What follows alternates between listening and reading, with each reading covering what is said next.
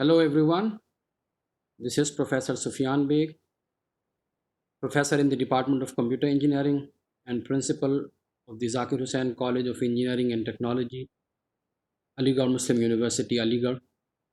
Today I am going to talk about forming, formalizing, and sustaining collaborations. Collaboration should always help. That's what we believe. Remember the good old days when we used to solve those arithmetic problems. If five people take 8 days to complete a work, how many days will be required if 10 people are employed? And our answer was 4 days. But that may not be the case always, because in collaboration you need to have the constructive interference rather than the destructive interference or something else from our wave superimposition knowledge that we have. So it is only when they have got a perfect coordination that this collaboration is going to help. Otherwise, it may spoil the show also. The precaution that all of us should have is that the partners should be of comparable strength. If they're not of comparable strength, the combined strength of the collaboration will depend on the weakest of the links. Take, for example, a game in which there is a singles game of badminton versus the doubles game. So, the weakest player, he is going to be targeted by the opposition team because they know the weak points of the doubles combination. The same may extend to the team play where you've got like 11 players. So the performance of each and every player will be important. So in fact, both these things they are parallel from a lot of computer science concepts. There's this concept of speed up when we are doing parallel processing. So speed up is defined as the time taken for the sequential process divided by the time taken by the parallel process. So ideally we should have a linear speed up. If the number of processors are n, the speed up that we should get should also be n, but practically that seldom is the case. It is mostly the sublinear speed up. Employing n processors, the speed up may be less than n. So it all depends on how coordination happens in the participating teams, the participating groups. Similarly, the concept of pipelining in computer science. In that pipeline, the bottleneck is the slowest of the link. So similarly, the combined strength will depend on the weakest link of the entire process. Just as if we've got a chain, and in that chain, we have got the weakest link. That weakest link will decide about the strength of the entire chain. So with that motivation, let's move on and see the various avenues. The various avenues, joint supervision is one avenue when it comes to academic collaboration. Joint projects is another thing that we can do, and joint publications. So strictly speaking, these are the three avenues which are, declared by some of the accreditation agencies like National Board of Accreditation to be taken as the collaboration processes. There's this good old saying that if a student is looking for a coursework based degree, then he or she should look for a good institute. But if one is looking for a research work based degree like PhD, he or she should concentrate on getting a good supervisor. Similarly, if as a researcher we are looking for good research work, we should be looking for a worthy collaborator. So that collaborator is going to help us in the top three senses, that is joint supervision or joint projects or joint publications coming out of the research work that has been done. This collaboration may also lead to promoting the entrepreneurial initiatives, because if you are, collaborating with industries, as some of the case studies that we have taken later, that is going to help us take up our research into the actual practical implementation ready for industry problems.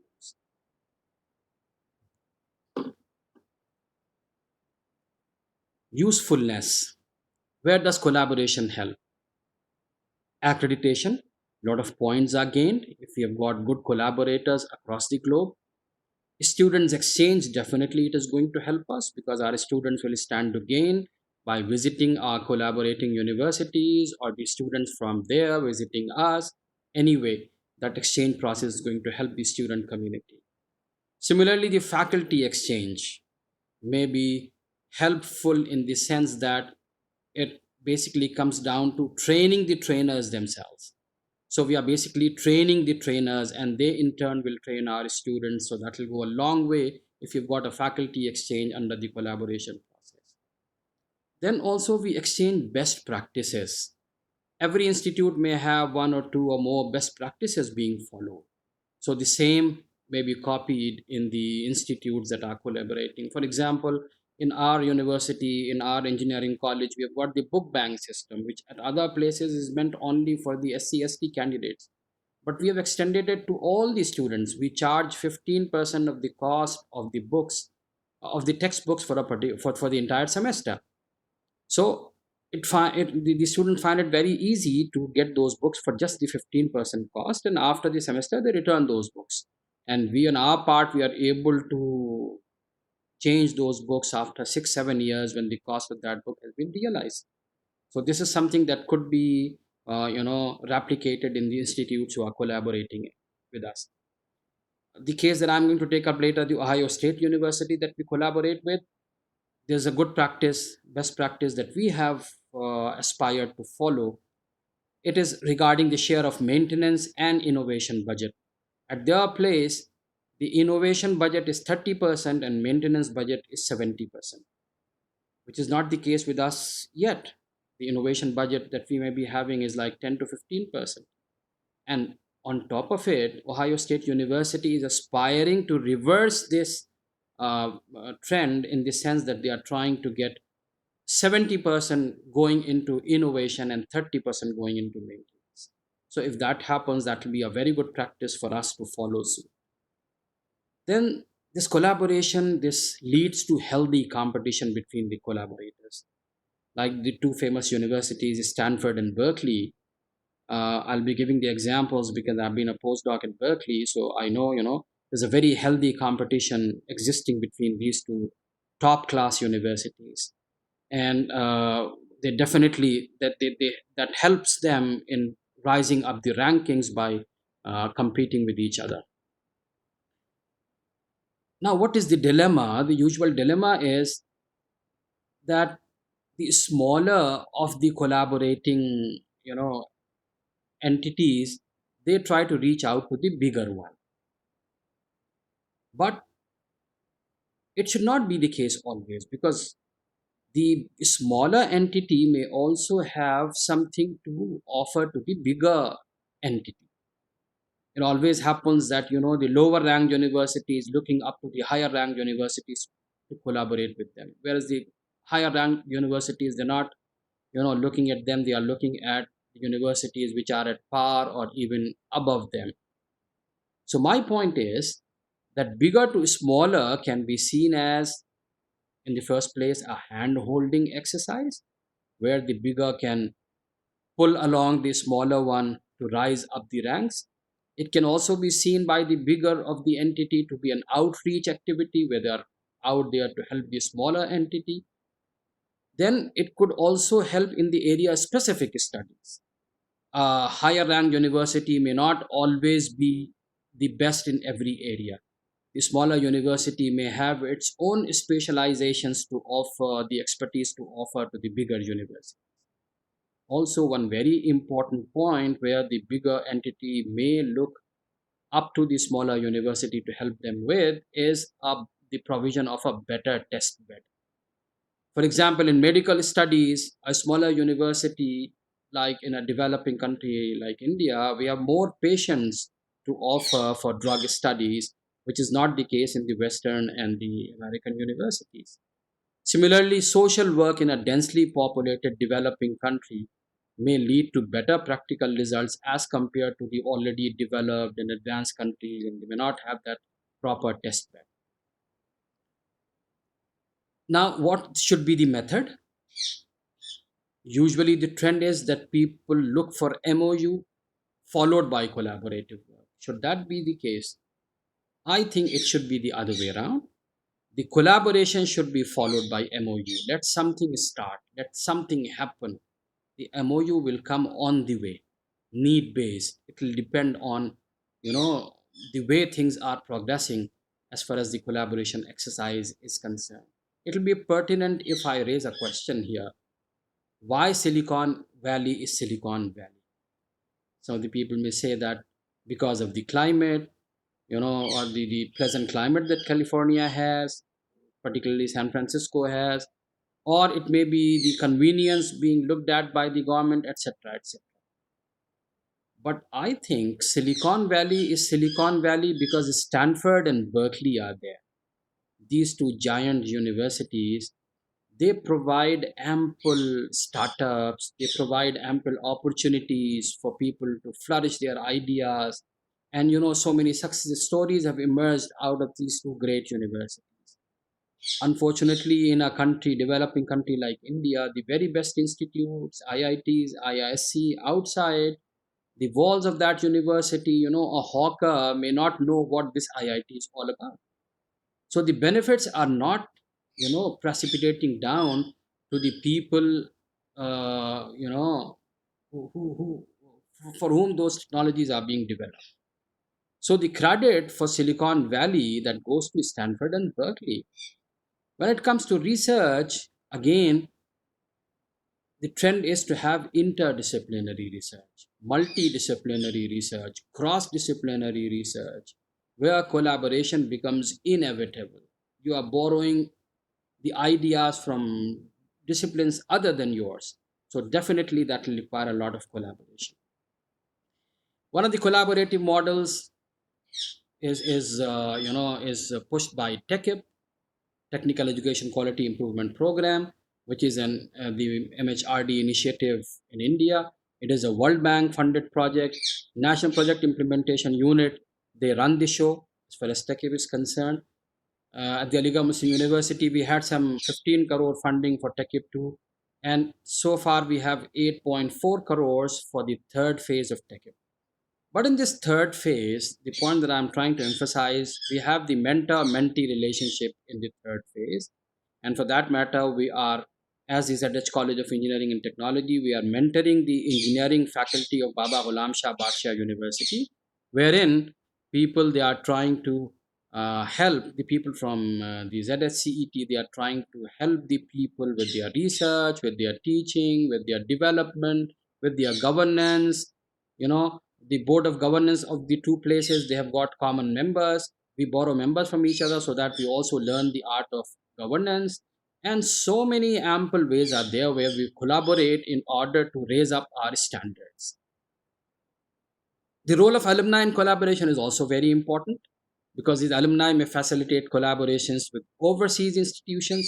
It may be a case that the alumni, they have studied at two different institutes, so they can help as a bridge between, they can be the bridge between those two institutes and help establishing the collaboration between the institutes that they have been the alumnus of. So, and also they can use their position to influence upon the higher or the bigger and the higher ranked universities to collaborate to their alma mater. The students this way can be assisted in their research work by technical assistance from esteemed personalities who may be established in their areas in the higher ranked universities. They have got good experience in research work. So all the benefit may be accrued from such collaborations resulting out of the efforts of the alumni. Before I proceed, a slide or two will be pertinent to talk about the United States India Educational Foundation, USIEF. This is an international foundation dedicated to higher education in India and USA. It was formed in 1950. Its primary focal points that include administering the Fulbright program to Indian and American students, faculty, and professionals, encouraging international engagement of Fulbright scholars, advising students in India of higher education opportunities in the United States, and the point that I want to emphasize, one of their focal points is to link higher educational institutions in the US and India. So that way, USIEF helps a long way in establishing the collaborations between these two countries and the universities and the institutes of these two countries. The foundation also administers several Fulbright grants.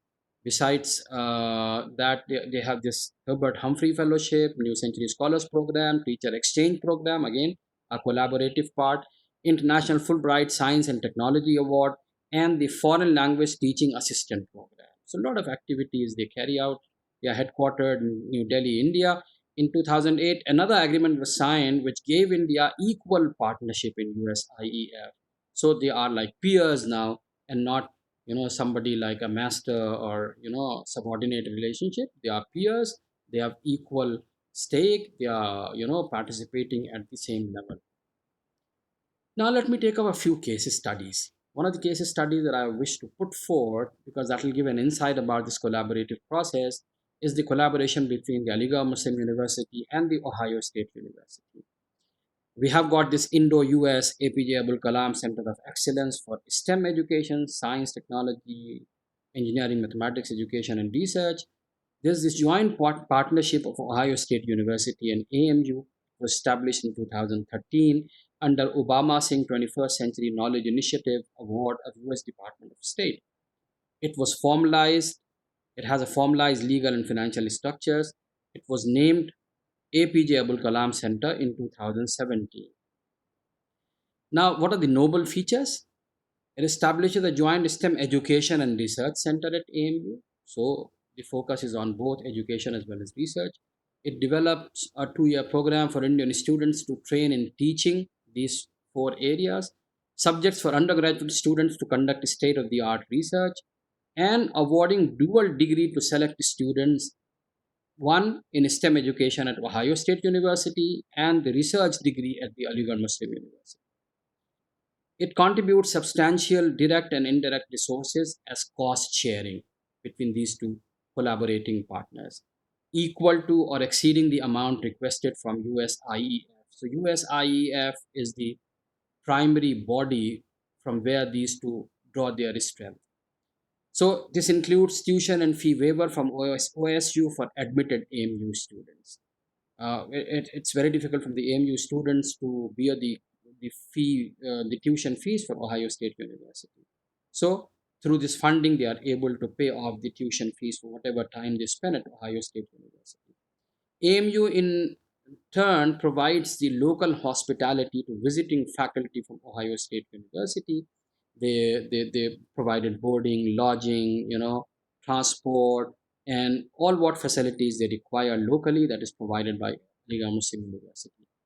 Other novel features: initiating interdisciplinary collaborative projects of mutual benefit in advanced research and innovation in key areas, involve private industry and OSU AMU alumni in support of this STEM program, direct the outcomes of this pilot project towards formalizing a comprehensive Indo-US inter-university cooperation. So that way, it is behaving like a seed, which is supposed to flourish in a much bigger collaboration between the leading universities in the US, such as the Committee on Institutional Cooperation Universities, including OSU, and the central universities in India, including AMU and other central universities.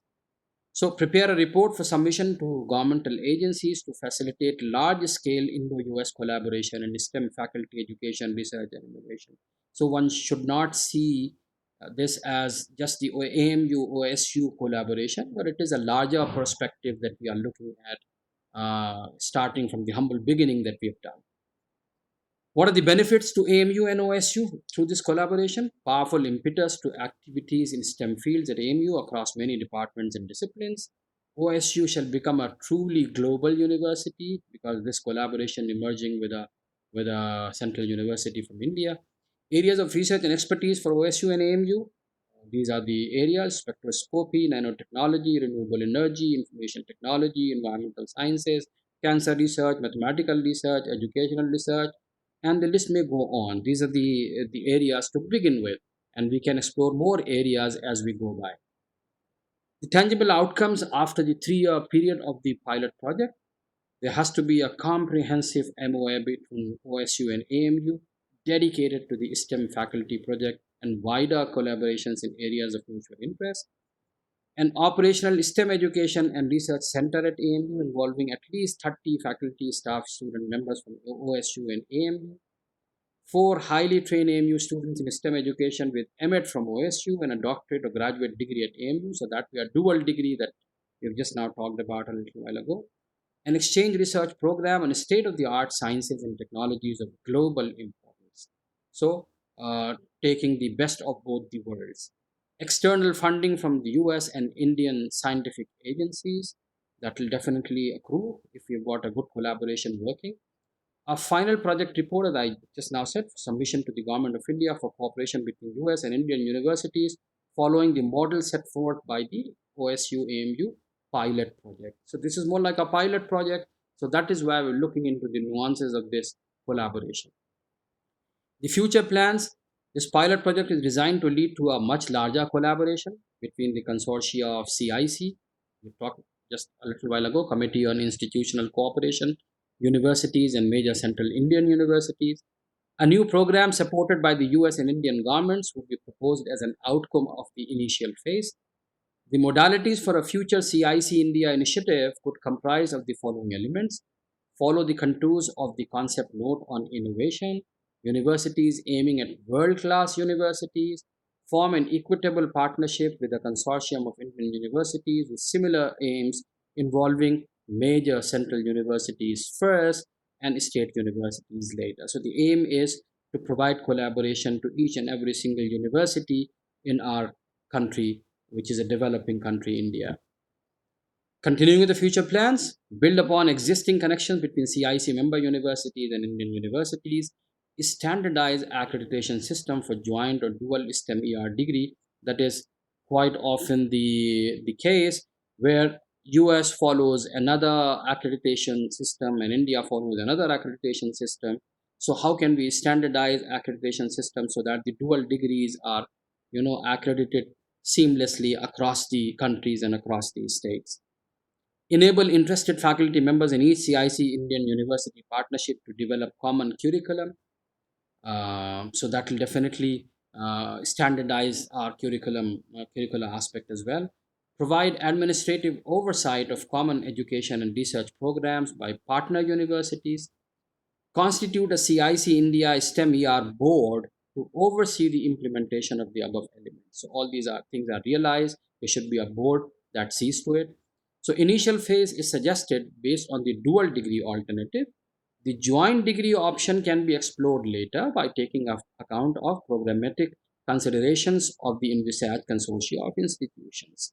So dual degree is what we're offering right now, where we've got our students have got 2 degrees, one with MEd in STEM education from Ohio State University, the other a PhD or a research like MS degree from Aligarh Muslim University. A time would definitely come when we will issue a single university with, say, the monograms of both the universities simultaneously on the same degree from Ohio State University and the Aligarh Muslim University. The bigger action plan for a joint India US program involve other governmental agencies in the US and India via the US Embassy in India and the Indian Embassy in Washington, D.C. So that way, a lot of collaborating partnerships may be established. Inculcate private public collaborations with organizations such as the Chambers of Commerce, Confederation of Indian Industry, and a selected variety of private enterprises, including multinational corporations.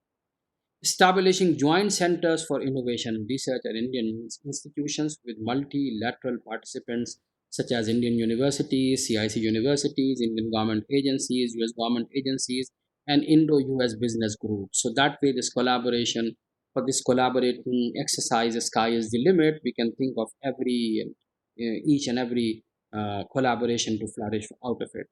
Develop a joint proposal for submission to the Indian and US governments to support the establishment of these STEM centers at Indian universities across them and collaborating them with the US universities. depending on their performance and continuing with that. So the action plan for a joint India-US program, steps to be undertaken during the 3-year time span of the proposed pilot project, AMU-OSU pilot project, that entails the following: seek administrative input and approval from CIC universities, associated colleges, and STEM faculty. Focus on selected central universities in India as initial members of the joint India-US STEM consortium. Prepare a list of prospective partner universities in India and database of existing education research programs. Submit a proposal under the USIEF Obama Singh initiative for a partnership between OSU and Aligarh Muslim University. Organize a symposium in India to discuss the proposal to UGC, DST, and other such governmental agencies. Approach organizations such as the US India Education Foundation, USIEF, and the Indo US Science and Technology Forum, IUSSTF, for support and guidance. Uh, the undergraduate and postgraduate research at APJ Abul Kalam STEM Center, that involves a web announcement to inform everyone in STEM and AMU of the project, call for faculty members to volunteer in guiding the research project. So these are the the smaller steps that have been taken. Call of students to apply for research projects. Both the students and faculty members may propose citizen science projects available on the web that require less resources and less faculty time, but are useful for the community at large. Funding to purchase materials for research. The founding members for this collaboration are Professor Sultana Nahar and Professor Anil Pradhan from the Ohio State University. This is the photograph of the launch of APJ Abul Kalam STEM Center. We have Professor Alim Hussain Naqvi, who is one of the pioneers, but he's retired now. Professor Vani, who is a Professor Emeritus, Ohio State University. Professor Shakil, who is currently the chairman of the Department of Applied Physics. A few students. Professor Rizwan from the Biotechnology. Professor Farooq Arjaman. She is currently looking after this APJ Abul Kalam STEM Center. She's also a professor of chemistry. So a lot of things have happened, but a lot of things are there that are waiting to happen when it comes to this Ohio State University and AMU collaboration. Another case study that I wish to take up is the Leadership for Academicians program. Call it a coincidence or whatever. Uh, Again, Aligarh Muslim University and Ohio State University, they collaborated to run this Leadership for Academicians program. This is a 3 weeks flagship leadership development training program to prepare second tier academic heads who are potentially likely to assume leadership roles in the future. So these are the people who are already senior at the professorial level that we will shortly see, but then how to train them to be the academic leaders in their respective disciplines and areas. So 2 weeks domestic and 1 week foreign training for second level academic functionaries in public funded higher education institutions. This is being run under the Pandit Madan Mohan Malviya National Mission on Teachers and Teaching scheme of MHRD Government of India. Uh, the objective of this LEAP program is to prepare second tier academic heads who are potentially likely to assume leadership roles in the future. So basically, succession planning is what we are aspiring to do through this LEAP program. It proposes to fulfill a long perceived need for preparing senior faculty such as deans, head of departments for future governance roles as leaders in academic institutions. People look at it as the training for becoming vice chancellors only. That may not be the case. It is for all the academic roles that the people trained through this LEAP program may effectively and efficiently take up. Skills equipped: problem solving, handling stress, team building work, conflict management, developing communication skills, understanding and coping with the complexity and challenges of governance in higher educational institutions, financial and general administration. So these are the skills that the LEAP trained academicians are supposed to be equipped with.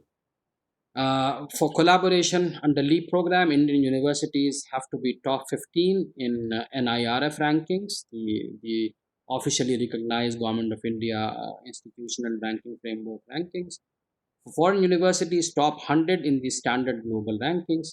As I said, it is a coincidence that AMU partnered with OSU, which is like this around the 70th ranked university in the whole world. So for the first phase, AMU, which is also in the top 15 in NIRF, they partnered with OSU for running this LEAP program. Quickly, the eligibility criteria for being accepted for this LEAP program, which is prescribed by MHRD, at least 8 years of experience in the grade of professors in 30th April or whatever, 30th April of that particular year, age below 58 years on 30th April of a particular year, at least 30 publications in Scopus Index International Journals or UGC approved journals, at least 3 years experience in administrative positions already. So that way we want people who have done some administration, and because they can correlate things in a much better way when it comes to the actual, you know hands-on training for administration. So he was truly qualified for this program and so has an insight into what all happened there. This training program that I underwent, it was from 22nd August to 4 September last year, organized at AMU India, and 8 September to 15 September it was organized at Ohio State University, USA. It was quite an experience. The main topics that were covered in the Indian leg of this program: enhancement of institutional performance, quality assurance and accreditation, developing research capacity in higher education, new education policy, managing alumni relations, MOOCs delivery, managing external stakeholders, nurturing talent, grievance mechanisms, because grievance can come from any level, from students, from faculty, from peers, from non-teaching staff. So how to handle those grievance, higher education funding and grants, internationalization of higher education, which is again a very important aspect, conflict resolution and management, transformational leadership, strategies for effective resource mobilization, balancing accountability and autonomy. It is also very tricky issue. Succession planning, as I talked about. So this leap is all about succession planning only. So similarly, when we are in an administrative position, how can we plan for the person to take up the job from us after we uh, put it in? Internationalization and collaborations, again the very topic of this talk. Leveraging technology and adding value for governance. So these are some of the main topics. The list is pretty long, but these were the main topics that were covered in the Indian leg of this leap training. The OSU Leap flyer that talks about what all happened there. There were talks, several sessions, details are there. Mainly, there was this talk about the disciplinary research, international US and Southeast Asia education, digital educational space program, public policy, diversity, women and minorities, business, risk management, teaching and learning, nationalism, race, religion, and politics, global issues like climate, agriculture, student and staff faculty psychology. Review happened and the reports were prepared and the certificate ceremony happened. So the 1 week that we spent at Ohio State University, although many of us have been had been at the US universities at some point of our careers, or the other, but this was actually giving the insight of how a good or a top ranked university actually functions. This was an opportunity to look at the governance, to look at the vision, to look at the approach of the people to making their university a great university. Now, let me also give a few slides about the industrial collaboration, because that is also a very important aspect of collaborations. A couple of examples about the academic collaborations have already been taken up. In this regard, I wish to bring forth UniConnect, an initiative by ST Microelectronics India to connect with universities for collaborations. So this is very good. An industry is coming forth to offer collaboration to the academic institutions. So university thought leaders participated in an interactive workshop. Again, I got a chance to participate in this. The topic was collaboration models between industry and universities. Pretty recent, 29th November last year. Venue was ST Microelectronics Private Limited, Greater Noida, UP, India. First of all, the Alessandro Ceremonisi, the Group Vice President, System Research and Application Group, shared his thoughts on opportunities in industrial and automotive domains, jointly with ST Microelectronics employees and university leaders. Vivek Sharma, the Managing Director of ST Microelectronics India, he facilitated interaction with the leaders. Management and faculty members from 12 different universities and institutes participated in this interactive workshop. So again, it was quite an experience. The salient points of the minutes of this workshop that emerged: Vivek Sharma stated the importance of semiconductor and imbalance that about 20% of world population in India is consuming less than 1% of the semiconductor. So that was an insightful, information put forth by Vivek Sharma. University leaders expressed their concerns about interest of students towards software and not so much in VLSI and core electronics. This is a reality. People don't want to soil their hands. They just want to get away with software. They do not actually want to do the hardware or the electronics or VLSI, or for that matter, machines and so forth.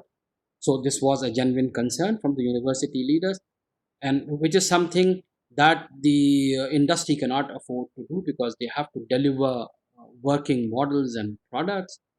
So it was generally agreed that this gap could be handled by having syllabus co-revision, design contests, internships, etc. Professor Vijay from NIIT highlighted the need of IoT, Internet of Learning Things, to have a collaboration platform. So again, a lot of emphasis on collaboration through this Internet of Learning Things. Professor Sanjeev from IIIT Delhi highlighted that academic research must also get its due respect, and output of academic institutions should not be limited to only feeding industry's short-term needs. So this was the other extreme put by Professor Sanjeev, that the industry should not be looking at every member of the academic community to serve them. Let them also do their independent research. Sometimes those independent research, they work wonders, and they are actually adopted by the industries at some later point of time. So everything should not be directed research. It should also be the independent research. On my part, I highlighted the need of nurturing the budding technologies and presented a concept of flipped internship as a novel mode of collaboration, wherein we provide summer internship to our students, 2 months, 2.5 months at most, but most of the industry problems are not solved in those 2.5 months. Some of the industries, they have started coming up with the idea of 6 months internship, wherein the last semester is devoted to their internship, and based on that, they absorb their students. So I propose the idea in which the students can carry out 2.5 months or 2 months internship on site at the industry premises, but they can come back and continue with their project along with their academic activities back at the university. So that way they can complete a relatively larger project running into 6 months or whatever. So that was very well received by both the communities, the academic and the industrial community. All collectively agreed to have a framework where industry shares research problems and universities participate in solving those problems individually or collectively in order to do some impactful work. So again, a lot of collaboration ideas emerged. It was also felt that we needed to increase the quality of research work in a manner that research is not only published but also converted to meaningful business ideas and products. So it should not just bite the dust after being published in a journal or a magazine. It should actually see the light of the day in the form of a product.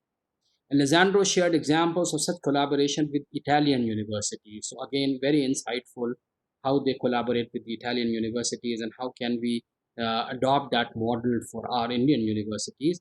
So he suggested to work for big projects as innovation hub. So, way forward taken from this workshop was starting as one of the industry participants. It is envisaged that more industries and universities will join in this movement under the umbrella of Tech Connect. So, that way it was a very good initiative in which they're not just looking at ST microelectronics versus universities. They want to widen the horizon by taking all the industries and all the institutes at the same academic institutes under the same umbrella of collaboration and a platform of collaboration. Tech Connect vision. This vision is driven by ST India strategy, multiple initiatives like Electronics for India, Ideation Series, Da Vinci Gallery, Startup Labs, participation in standardization and government bodies engagement. These are the direct results of this thinking. Tech Connect initiative is one umbrella that takes all these initiatives further and more systematically. It starts with building technical communities inside ST Microelectronics by employees. Some of the tech communities could grow to involve participation by other industries and universities. So they form a smaller seed collaboration within their setup, and then they slowly and gradually they grow out of ST into other universities and industries. So through Tech Connect, ST India will be able to catalyze the local ecosystem in a manner that it will become an example of industry participation in boosting local ecosystem, becoming a reference model for other companies and countries to follow. So looking at the larger picture and not just being confined to a small collaboration. A non-disclosure agreement between ST India and AMU has been signed. Let us look at the salient points. So that will give an idea as to how this collaboration starts. So that way, NDA document is the first step before we sign the MOU. Memorandum of Understanding would come a little later. This NDA is something that we start with. Purpose is the recipient of the confidential information shall make use of the confidential information only for collaborative projects and not for projects that they are doing individually at their own level. Data protection is one of the important aspects. The parties agree that personal data from the other party will be used and retained in accordance with applicable data privacy laws. Termination. When will this non-disclosure agreement come to an end? Upon termination, the recipient shall cease using the confidential information received from the discloser, return to the disclosure, or destroy the confidential information and all copies, notes, or extracts thereof within 30 days of receipt of the request. Upon the request of the disclosure, confirm in writing that the recipient has complied with the obligations set forth in this article. And then, more importantly, a dispute resolution clause has to be there. If should there be a dispute arising out of this collaboration, how will that dispute be resolved? So these are the salient points that will help us in coming up with an NDA whenever we are trying to collaborate with an industry where money is at stake. Collaboration between institutes, research is at stake. Not much money is involved as such, but coming to an industry, their revenues are involved. So they are very particular. So these are the points that we have to keep in mind while signing the NDA. Another industrial collaboration example is between AMU and Open Silicon. A brief about Open Silicon. It is a leader in system on chip hardware and software design and production handoffs. So the entire system is designed, fabricated, delivered on chip.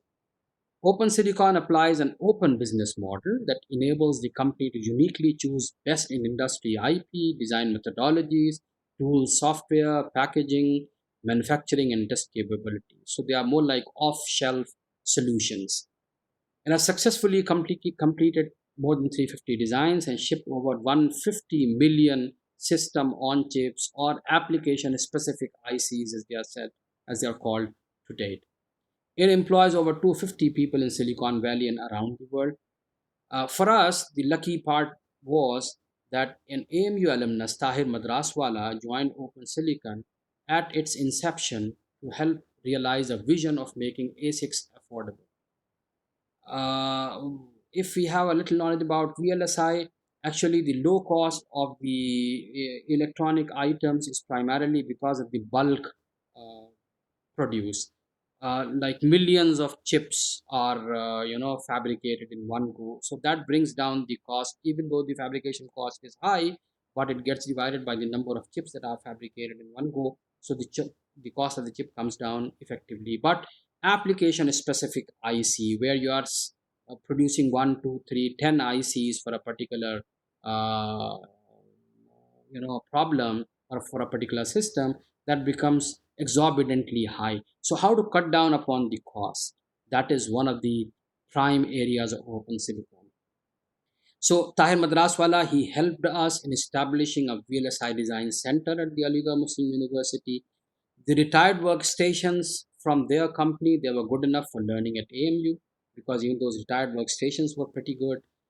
They also helped us in getting the licensed design software packages for free, because they had been dealing with those design software package industries worth millions or even billions of dollars. So they influenced upon them to get us the academic version for free. So a lot of good software design software packages we were able to get through the intervention of this collaboration in general, and Tahir Madraswala, our alumnus in particular.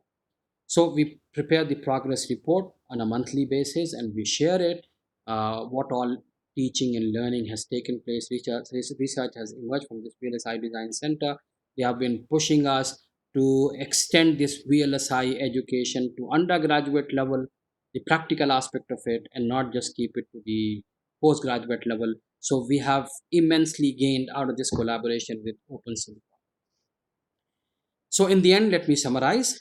Collaboration is inevitable in these competitive times. Times are tough. So, unless we collaborate with each other, we won't be able to give the best out of us. Just as we have the parallel processing in computer science, wherein the problem sizes are emerging, the data sizes are, increasing. So we need to have parallel processing in order to crunch that data, big data, whatever you call it. So similarly, the competitive problems, the real life problems that we see, they are so giant size that we have to look for collaborations among the entities. Industrial collaborations are as important as academic collaborations. We don't just have to look at the academic collaborations, we have to look at the industrial collaborations as well. They have to be dealt in an entirely separate manner. Academic collaborations and industrial collaborations, they are entirely different. The former is more formal, lot of NDA and revenues involved, while the latter one with the academic collaboration, that is more flexible. Interdisciplinary research is possible with collaborations only. So this collaboration may be between the faculties of the same department or faculties of the same university or across the universities or across the countries, but collaboration has to be there when we are talking about interdisciplinary research. Internationalization of institutes and collaborations, they go hand in hand. Unless we are able to collaborate, just we just won't be able to do the internationalization of our institutes. Or in other words, let us forget about internationalization of our institutes unless we learn to collaborate effectively with other entities and other parties. We have presented four case studies, or let me say five if we also include TechIP. They are presented to give good insight. So that way, one case study was about the institute government collaboration. There were two examples for institute and institute collaboration. Two examples for industry and academic. For industry and academic collaborations. So that should give us a good insight into what all the different aspects that we should look into. Sustaining collaborations after forming and formalizing it is very, very important. Usually, MOUs are signed, and after that, we just forget it. It should not be the case. MOU should be the beginning, or let me say that it should be somewhere in the middle. The beginning should be collaboration, followed by formalizing it in the form of an MOU, and then sustaining it. So, as we say in Hindi, हाथी खरीदना आसान होता है पालना मुश्किल होता है. In much the same way, it is easier to buy an elephant, but it is difficult to keep up with that elephant or to keep that elephant. So collaborations are like those elephants, which are easy to establish, although not that easy, but maybe easier to establish, but difficult to sustain it. So we have to form the collaborations, we have to formalize those collaborations, and we have to sustain those collaborations. So thank you very much for all the attention that you have given to this talk, and the questions, if there are any, you can email me, or you can call me to discuss those aspects of the collaborations. Thank you very much.